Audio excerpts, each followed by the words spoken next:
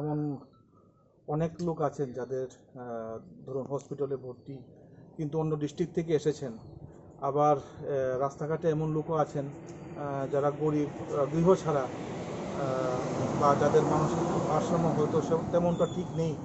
ওনাদের জন্য আমাদের পুলিশ দপ্তরের উচ্চ অধিকারীদের, আমাদের এসপি স্যারের, মাননীয় এসপি স্যারের এবং ডিজিপি স্যারের নির্দেশে আমাদের পুলিশ প্রশাসন থেকে খাদ্যের প্যাকেটিং খাদ্য তৈরি করা হয়েছে এবং আমরা দুপুরে তাদেরকে ডিস্ট্রিবিউট করছি। মাননীয় এসপি স্যার ছিলেন এবং সমস্ত আধিকারিকরা ছিলেন।